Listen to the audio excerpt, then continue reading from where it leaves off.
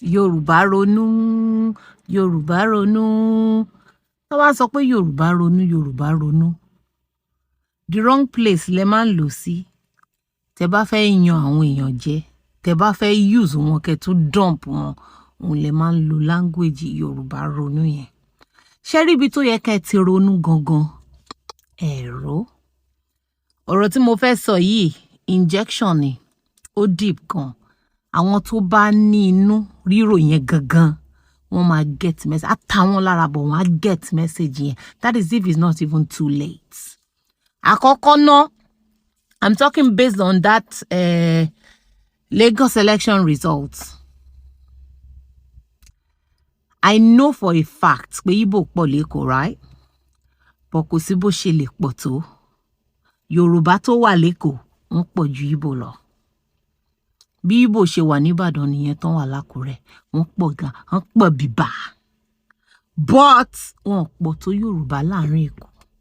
Most of àwọn tán wá attack mi lábẹ́ post nítorí mo support Obi, púpọ̀ nínú wọn ò jáde nínú ilé wọn láti lọ dìbò. Àwọn ará bí wọ́n wà intentional, wọ́n jáde tìletìle ni. Majority of you, you did not step out. You were just sitting there hoping that people will go.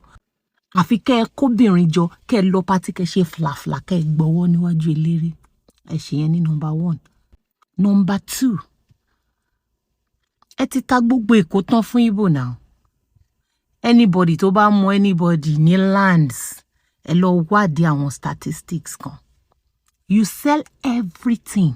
Anything sellable láti fi owó ẹ̀ ṣe party, láti fi owó ẹ̀ kọ obìnrin. Àwọn tí wọ́n gbọ́ wọ́n ti ara. Look, ẹ tí rí nǹkan kan. Ibi tó yẹ kẹ́ ẹ ro inú yín sí nìyẹn.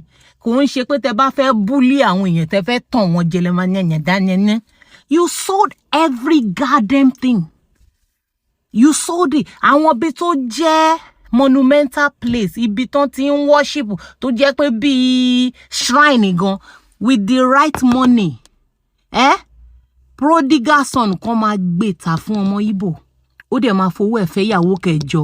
Á dẹ̀ blow yòókù níwájú eléré. Tó bá yá àwọn ọmọ yìí in the next 50 years, Igbo ni landlord wọn. Ìgbà ẹlẹ́ṣẹ̀ máa mọ ìtumọ̀ Yorùbá Ronu.